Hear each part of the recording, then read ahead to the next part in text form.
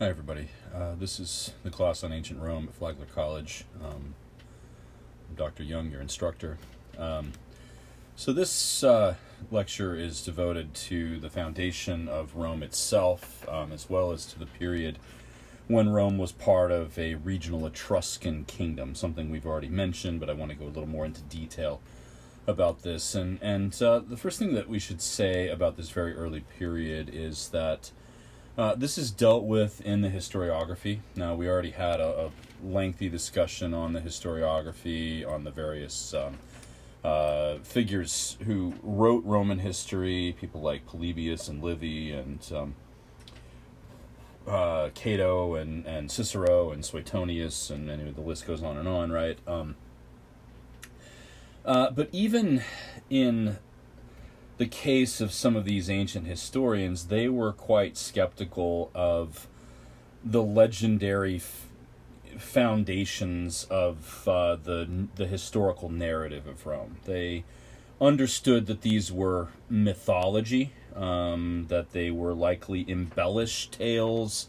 They even seem to have been skeptical of some of the supernatural elements, maybe even of the idea that gods would be involved in this. Not skeptical to the point of being completely dismissive, like a modern historian might be, but dismissive nevertheless. And this, I think, is significant. If we take a look at some of the introductory material of Livy, for instance. Now, this is from the assigned reading for this week. This is what you're supposed to be doing the shared commentary on. And hopefully that's underway for you. And I don't want to delve too deeply into this because I want to, leave this in large part to your interpretation, since you also have to write a paper on this. But one thing that Livy says here I think is important. He notes, and this is the very beginning of his account, the legends which cluster about the founding of the city are the stuff of poetry rather than sober history. They shall be neither vouched for nor discredited in these pages. And this is actually a pretty good historian's technique here to simply hedge and say, well, this isn't a question that a historian can answer, right? Were there gods involved in this? Was the founder of the city, in fact, a demigod who was the son of Aphrodite or Venus, in the case of the Roman name? Well, I don't know. As a historian, I'm not going to pronounce on that. That's not a question a historian can answer, right? And I mean, so Livy actually evinces here sensibilities that I think modern historians would tend to embrace. But he then goes on to say, for it is a privilege granted to antiquity to add luster to humble origins by mingling tales of divine miracles with the record of the deeds of men. To the Romans, if to any people, must be accorded the right to hallow the memory of their earliest years by attributing their origins to the gods.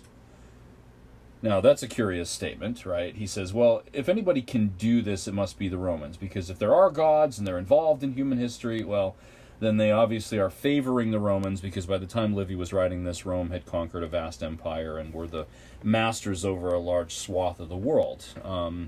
And he goes on to say, in fact, their glory in war surely justifies the claim that Mars, that is the god of war and the god of agriculture, was their founder, their father and founder, and the nations of the earth should allow that claim no less willingly than they have accepted Roman dominion, right? So maybe a bit skeptical of this, or at least saying, well, as a student of history, I can't say whether these supernatural things are valid, but, if anybody can claim that it's the Romans and those who have given themselves over to be their subjects, which is a lot of the population of the world at this point, should be no less eager to accept these things given the great deeds that the Romans have accomplished, right? But then he goes on in the next paragraph to say, well, but these questions are actually distractions from what I really want to look at, and that is the greatness of the people who were involved in founding Rome, right? And the virtues that they display, which will help us understand how to behave. And this is really what Livy is after. History is an exercise in moralizing. It's an exercise in discovering ethics that one might live by. So really it's sort of a branch of ethical philosophy or something like that. And so, we have to understand why these historians are writing this, rather than simply take them at face value or dismiss them for including fantastical tales about demigods and Olympian deities and things like this. Recognize that they were writing for different purposes, that their historical sensibilities were much different than ours, and give them credit for what they were able to accomplish, right? So, that's what we can take from the legendary material, and I think that you'll find, and I want to refer to a couple of instances from the Livy text as we go on and talk about this about the Roman foundations a little more, to mention that where he gets things right, or where he at least has a basis in probably real circumstances. According to the legends, the mythology, Rome was founded by a Trojan warrior named Aeneas, and we will read some of the Aeneid of Virgil later on in the semester, but Virgil did not invent Aeneas. He actually appears as a character in Homer, in the Iliad, actually quite a significant character. Homer himself says that Aeneas will be responsible for the continuation of the Trojan people. And so, the Romans seem to have picked up on this. The Etruscans as well seem to have known of the story of Aeneas. There is artwork from the Etruscans that displays Aeneas as a historical figure. And so this was a known story going well back into the past, possibly because, as we said, the Etruscans and other peoples of Italy developed taste for pottery and other art coming out of Greece, and they may have learned stories of the Iliad and the Odyssey from those sorts of interactions. As on pots were frequently displayed, mythological stories and things like this. So, however it got there, that's what they came up with. But then, of course, the other story that follows along with that is the story of Romulus and Remus. And, this is another one that we ought to look at a little bit and think about in connection to what the archaeology tells us. And so, the Romans believed that Rome, the city, was founded in the year 753 BCE, and they actually got really specific about this. On April 21st, somewhere between, I believe it's 8 and 9 in the morning, Rome was founded, right? What symbolic act would produce a foundation, I'm not sure exactly, but that's how specific they got. They actually celebrated the anniversary of the foundation of the city every year on the 21st of April. Does that cohere with the archaeology? Well, not necessarily. We've talked about the Villanovan culture. We've talked about the Etruscans. We talked about the spread of the Latins, and things like this. Archaeology shows that probably by the early 7th century, maybe a little bit earlier than that, and so, not too far off of when the Romans believed that their city was founded, that there were settlers in the area of the city of Rome. There are, of course, the 7 famous hills of Rome, but each of these hills, and you can see those on the map here, the Quirinal, the Viminal, the Esquiline, the Caelian, the Capitoline, the Palatine, and the Aventine. So those are the 7 hills. There probably were villages on each of these hills. Hills offer a defensible space. If you build any sort of fortification around it, or at least have high ground, it's advantageous if you're going to be attacked. And so, this may have started out as a collection of just kind of rustic peasant villages. The earliest Romans probably were pastoralists who may have done some farming, but they had herds of goats and sheep and pigs and things like this that grazed on these hills. Rome is in an advantageous location. It's 15 miles from the sea, directly accessible via the Tiber River, and it's also very close to major salt deposits. And so access to water, which brings trade, also having fresh water with the Tiber River, of course, and then salt, which is another essential commodity for human existence was in ready supply within a fairly short distance, right? So this location is good. At some point, probably in the later 7th century, and there's pretty decent archaeological evidence for this, these villages were incorporated. That is, they joined together in an alliance. This initially was of 3 of the villages, the one on the Capitoline Hill, the one on the Esquiline Hill, and the one on the Caelian Hill, so the 3 in the middle here, kind of joined together in a confederation of some kind, and this grew eventually to include all 7 hills. The Romans, I should say the Latins who lived in the area of Rome, almost certainly interacted with, intermarried with people who lived to the east and to the north of them, which would include especially the Sabine peoples.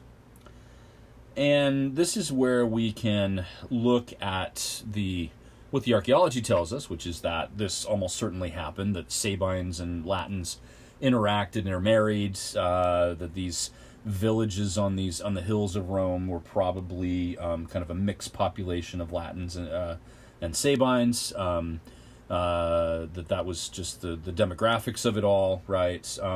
This is captured in Livy. And so I want to look just a couple of examples here that are curious, right? And, I don't know that there's a good answer necessarily to why the Romans embrace these stories about their foundations, but they did nevertheless. They found these significant enough to pass along these stories, to tell them, and to craft their cultural and social identity around them, right? One of these, first of all, is the birth of the twins Romulus and Remus. Now, if there was... these figures, especially Romulus, may be based in real historical figures, like many mythological characters are. These villages almost certainly had headmen or chiefs, and so was Romulus an especially powerful chief of one of these villages who maybe brought about this kind of alliance between the villages? Is that the basis for the Romulus story? That's quite plausible. It is curious that Livy and others tell the story this way, that there was a Vestal Virgin. Now, if you don't know who the Vestal Virgins were, we'll talk about this when we talk about Roman religion, but there were a group of women, obviously supposed to be virgins, who tended the city hearth, and the city hearth is the most sacred space within the city of Rome, as in any city in the Mediterranean. So they were supposed to be celibate. Now, Vestal Virgins could eventually fill their time of service and leave that and go and get married. It was no longer a requirement for them to stay virgins. But if they had sex while they were acting as Vestal Virgins, this was a gross violation of the religious precepts, and it was met with severe condemnation. And this happened sometimes, right? Catiline in the 60s BCE, we'll talk about this conspiracy later, but Catiline, a rival of Cicero and a contemporary of Julius Caesar and Crassus and Pompey and others, was accused at one point of having sex with a Vestal Virgin, right? So this would be a scandal of the highest order. A Vestal Virgin gets pregnant, and she gives birth to twin boys. This is in Book 1, Section 4 here in Livy. And notice that this comes from the Fates, right? It doesn't say that she was involved in this. She may have been raped. It simply says the chastity of the vessel was violated, and she gave birth to twin boys. And she claimed that this was actually the god Mars who had done this, right? Livy says whether she was deceived by somebody or simply anxious to find an excuse for why she had done this disreputable act, right? She claims that it was the god Mars. Well, that creates this myth that Romulus and Remus were actually demigods, much like Aeneas was. And Mars, of course, is the culprit here, the most significant god in the Roman pantheon, arguably, at least early on, is the one who, sires the founders of the city. And, they're rescued by a she-wolf. Livy is very skeptical of that. He says, well, there are a couple different explanations we can give for this. One is that, this basket that these twins were placed in, they're supposed to be thrown into the river, but it was too marshy there, and the guy who was supposed to drown them simply put the basket in the marsh, kind of like Moses, the Moses story a little bit. Then the water evaporated and they were left on dry ground, and there was a she-wolf who came and started licking them, and when a shepherd came by and saw them, he assumed that the she-wolf had taken care of them somehow. He's not going to give in to the tale that they were raised until they were small children by a she-wolf like that they suckled at her teats and things like that. Okay, so Livy doesn't go that far with it. He also says that it's possible that the woman who ended up taking care of them, whose name is Laurentia, was actually a prostitute who, as it says, was known among the shepherds as a she-wolf. And so that might be where the miraculous story comes from, right? So Livy isn't having any of this. He's not going to take that at face value. And then, these two grow up, they found the city, then they get into an argument, and Romulus kills Remus. This is an argument over who actually saw the omen first, or had the most significant omen that would make him the founder of the city. Remus saw an omen, and then Romulus saw one. Romulus's was a bit more impressive, and so the two ended up fighting. Romulus ends up killing Remus. So the city of Rome is born out of fratricide, which is a curious thing, right? The other thing it's born out of, or at least it survives this way, we can go into detail about what the things that Livy ascribes to Romulus, the foundation of the Senate, things like this, but we can save that for the discussion in perusal. But the story about the Sabine women, right? So I mentioned this earlier, that Latins and Sabines had interacted here. There's good archaeological evidence for this. As the story that Livy tells is that the Roman men, or rather, that in Rome there were very few women, and so these men need wives. Sorry, I need to get a drink there. Okay. They need wives, and so they went to surrounding towns and said, please, we're trying to build our city, can we establish relationships with you? Is it possible for us to woo some of your daughters? I mean, it may sound like a strange request, right? But these are simply the circumstances they were facing, according to Livy. And all of these surrounding cities were like, no, we don't want anything to do with you. We think you're country bumpkins and you're trash, and we're not impressed, right? We don't think you're equal to us, therefore you're not worthy of our daughters. Well, this leads the Roman youth, led by Romulus, to simply, they hold a celebration. They invite all the surrounding towns, and while the people are busy watching these displays, they grab all of these young daughters of their neighbors and run away with them and end up marrying them, and then they convince them, which is interesting. I mean, it's called the rape of the Sabine women, but we don't see any descriptions of sexual violence here.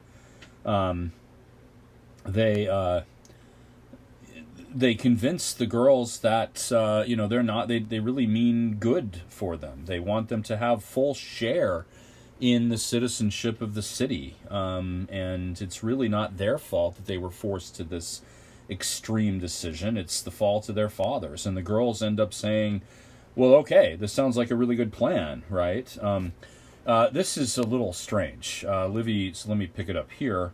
Often an initial wrong might lead to greater goodwill, he assured them. This is Romulus speaking, prophesying that they would find their husbands the kinder because each would try his utmost not only to fulfill his role as a husband, but to assuage the longing for home and country. So because they sort of claim these women via violence, they're going to do everything they can to make it up to them.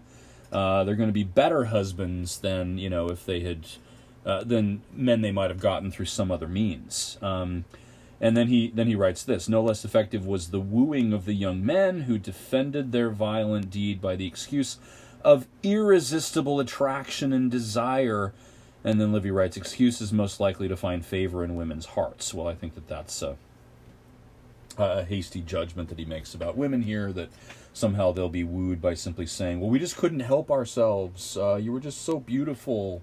We had to take you by force. I'm not sure that any modern woman would ascribe to that, and blessedly so.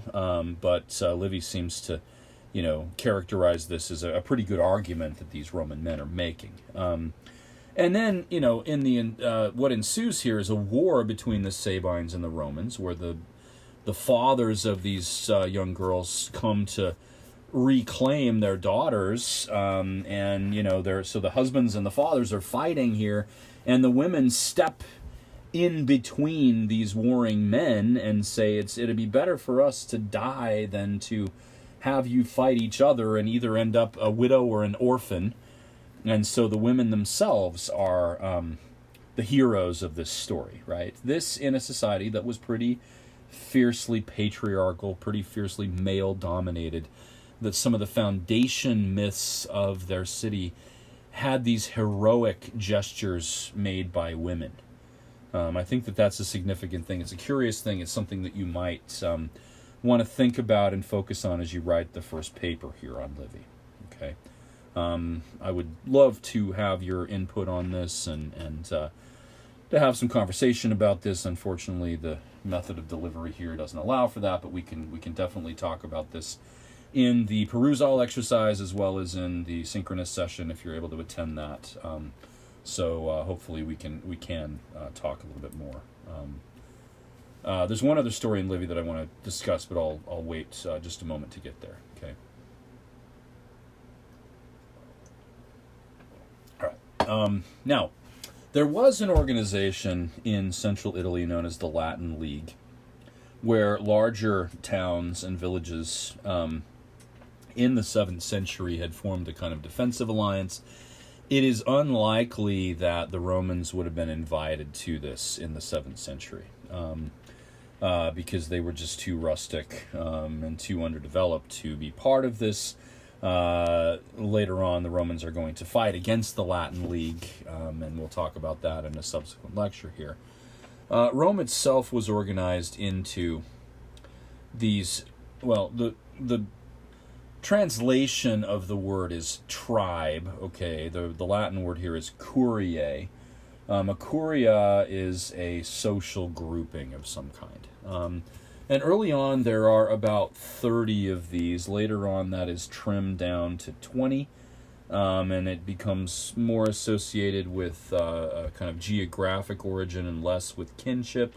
But this notion of the curiae, the tribes, was a resonant one in early Rome, and it remains so for some time. There is, in fact, a kind of legislative body that is founded known as the Comitia Curiata, which has important responsibilities, legislative and otherwise, and then I'll talk about that when we discuss the structures of the Roman Republic. But that's the basic social organization. And so Rome is really just a collection of these different groupings. And this probably corresponds with the alliance made by these different villages with each other, coming together. And the leaders of the curiae were probably the local village headmen or the chiefs of these places, the prominent families in the area. But already we have the seeds of an emerging aristocracy, and that will become important to Roman history. Now, Rome was incorporated sometime in the late 7th or early 6th century. According to the historiography, this is in the late 7th century. According to the archaeology, it may be a bit later than that, early 6th century. But there was a regional Etruscan kingdom. Remember, the Etruscans had a series of kingdoms that really corresponded with their major cities, but some of these cities in the area of Rome seem to have gained regional power, and Rome was incorporated into this. And it was the Etruscans, more than anybody else, who brought about the urbanization of the city of Rome, who really made this collection of rustic villages into a city, a unified city of some kind, right?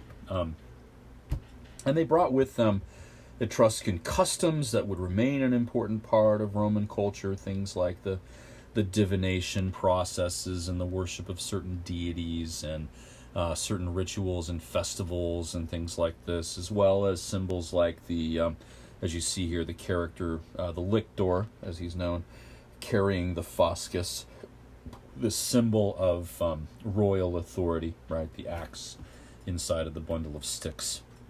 It's also the Etruscans who, or rather during the reign of the Etruscans, that the body that will come to play perhaps the most significant role of any institution in the history of Rome, the Senate, first comes into being. Now, the Senate, during the period of the Etruscan kingdom, was an advisory body to the king. All of the most prominent elites, both Etruscan and Roman, and probably Sabine, were members of the Senate, and they advised the king and probably comprised a kind of aristocracy, the social circle of the king himself.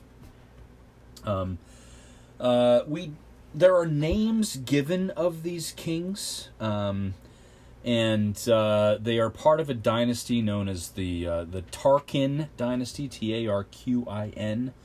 The most significant of these for what he was able to do for Rome rather than for his misdeeds, which is what the last of the kings is known for.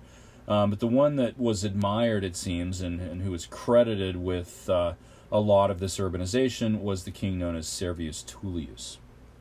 It was probably during his reign, and this is pretty standard in the historiography, and it coheres with the archaeological record. This is mid-6th century. It's probably during that time that fortifications were built around many of these hills of Rome that made Rome a far more defensible city. That was necessary. These were almost certainly earthwork fortifications.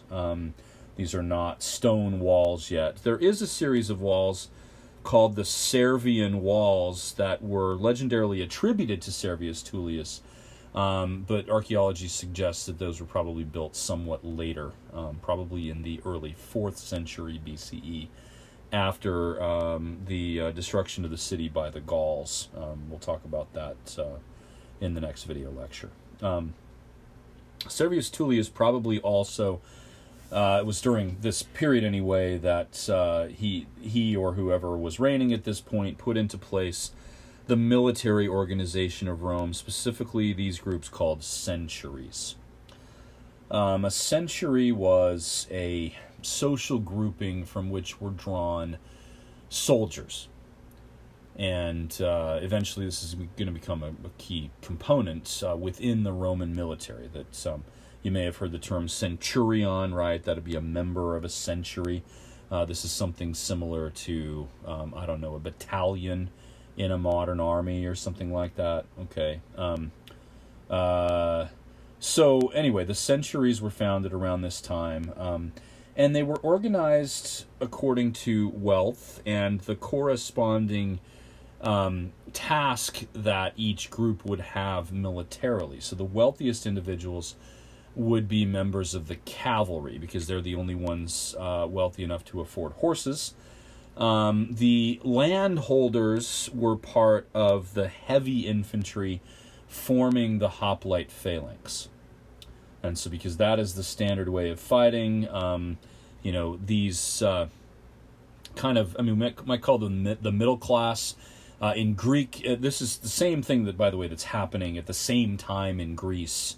There are, we see the formation of the hoplite phalanxes in the poleis of Greece, and the ones who form the kind of the backbone of the phalanx are these middle class landowners.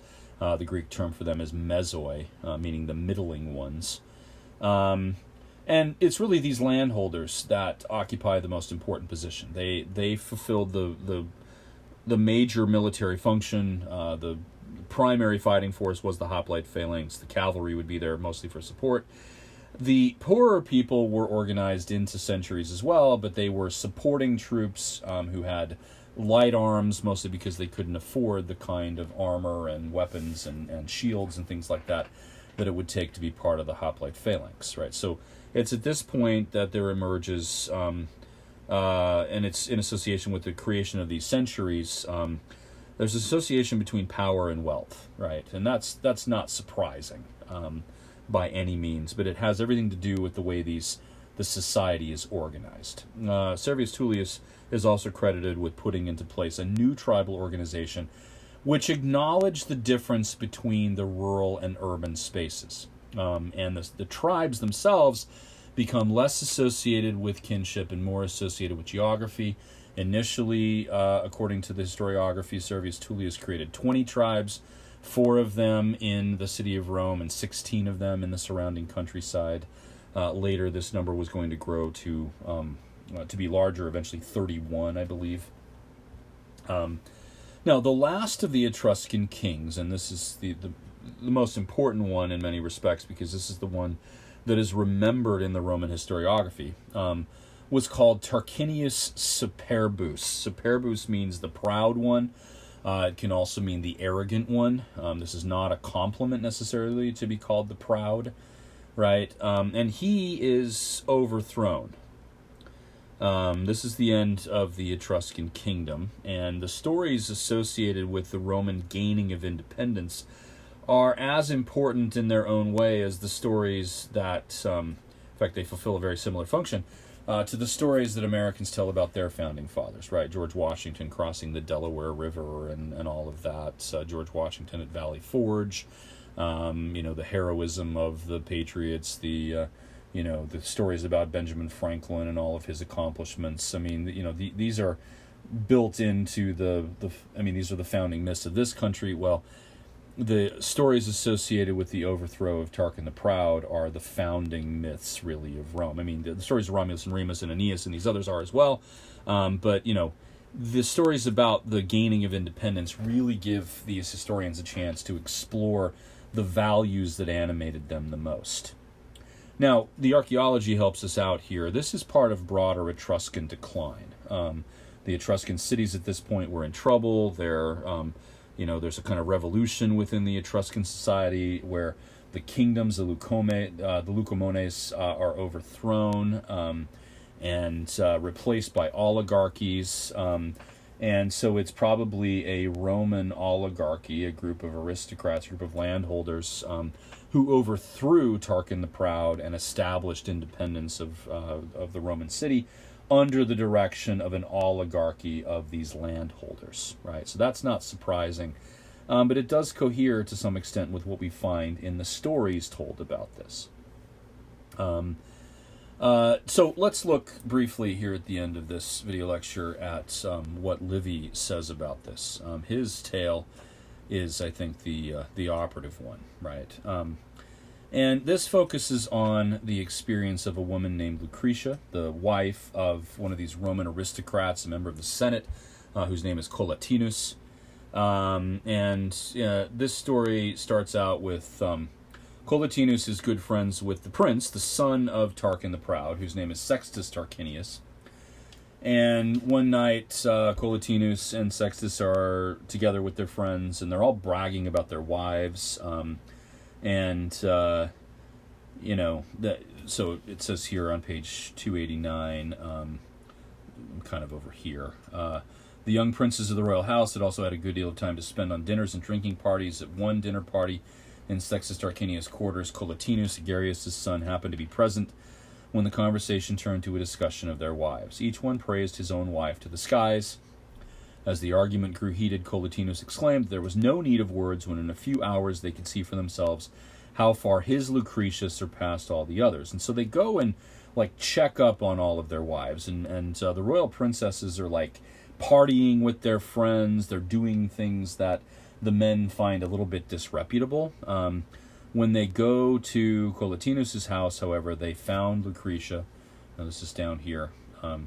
They found Lucretia not like the princesses of the royal family passing the time in luxurious parties with other young folk of the city, but seated in the great hall, surrounded by her maidservants, spinning by lamplight.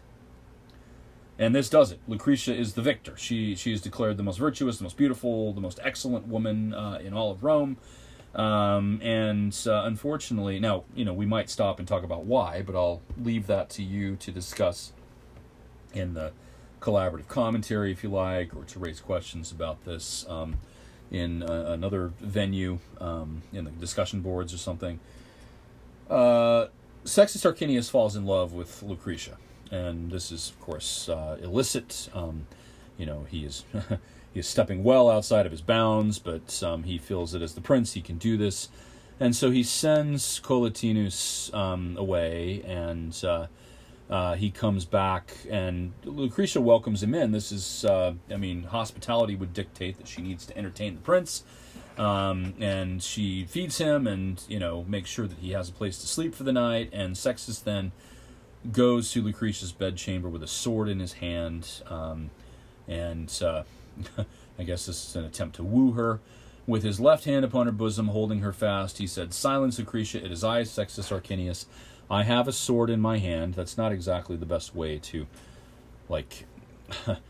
strike up a conversation with someone you're in love with, I suppose, but that's how the story goes here. "If you make a sound, you shall die."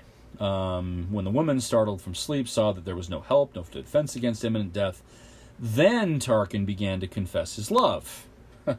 Okay, well, you started with a sword. I'm not sure you can lead with that and then say, well, but I love you. But in any case, he tries to persuade, to threaten, to implore, trying to win her over. She refuses him.